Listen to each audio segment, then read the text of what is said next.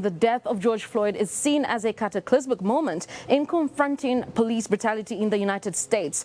Just to refresh our viewers' memories on what really happened, do you mind telling us what really happened the day that George Floyd was killed? Well, essentially, this all took place on May 25th of 2020 in the Minnesota city of Minneapolis. And what transpired is a 9-minute or so a video emerged of the scene of an arrest of George Floyd by Derek Chauvin, who of course has been found guilty on 3 charges: second-degree murder, third-degree murder and second-degree manslaughter. Now, what this video shows is this officer Derek Chauvin with his knee on the neck of George Floyd as George Floyd called out that he couldn't, that he was struggling to breathe. He couldn't breathe. Now, that video resonated around the United States as he struggled for air and then subsequently died during this arrest.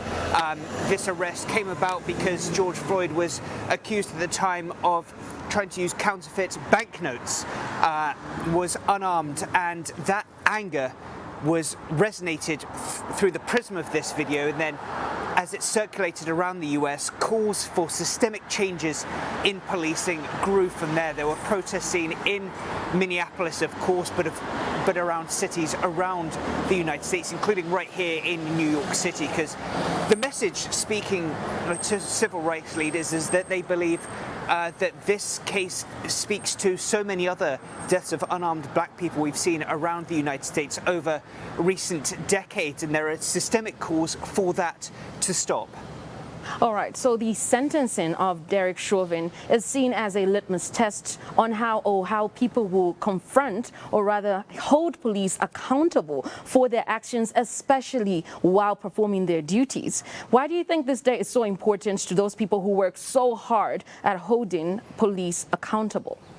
Sentencing for an officer that's convicted of murder while performing in the line of active police duty is around 20 or so years. Now, what we are understanding is that prosecutors will push for Derek Chauvin to serve 30 years behind bars. The defense team is calling for him to just serve probation, while the maximum sentence he could serve for the crimes he's been found guilty of is 40 years behind bars. And as you mentioned, this is certainly seen as incredibly significant, both in the sentencing itself and the actual sentence that he receives. What many want to see here in the United States is for there to be real ramifications to Derek Chauvin's actions, to know that this kind of policing, this kind of brutality that we saw in that video cannot be allowed to go unchecked.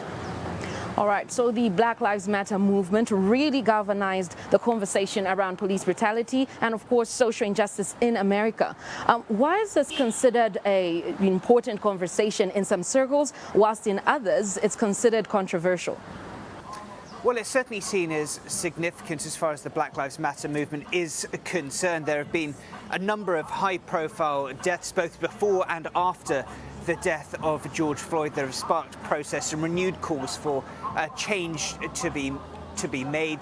But the death of George Floyd was really seen as the most prominent one, at least in recent history, in terms of energizing communities around the country, calling for change to be made. And we are starting to see some of that change come about in cities across the United States, as well as from the federal level. President Biden pushing for more reform in policing as well. Here in New York City, we've just had the election for, we've just had the Democratic primaries. Whoever wins that Democratic primary to be the next mayor is likely seen as to be a mayor come the general elections in November. And it was the issue of policing that was completely front and center in the minds of the 13 candidates that are vying on the Democratic ticket. The frontrunner, Eric Adams, the Brooklyn Borough President, served in the police force for 20 or so years, and he says that as an African American he could change policing from within. He has experience to do so. So that issue absolutely critical.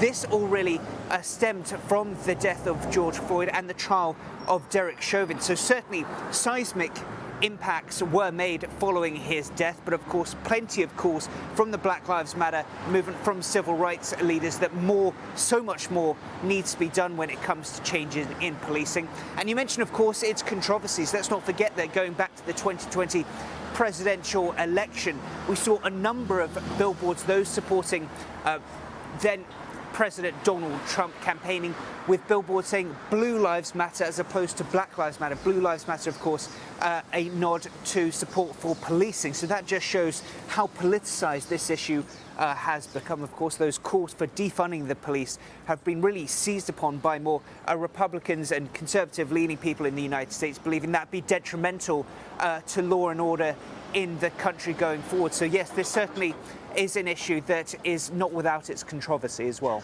All right. Now, the big question, William, the sentencing aftermath. Do you think it will bring about actual change in policing?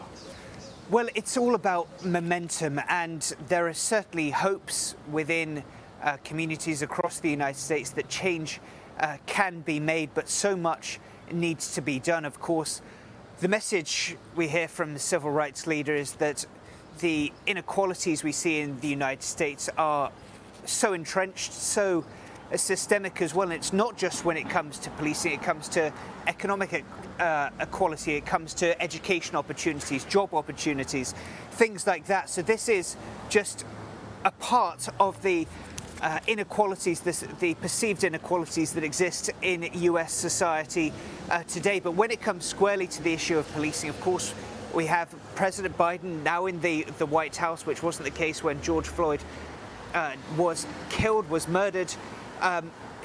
President Biden has called for police reform, but of course it is up to cities around the country to also have plenty of power when it comes to their municipalities to make those individual decisions. Here in New York City, for example, there are certainly those renewed calls for police reform.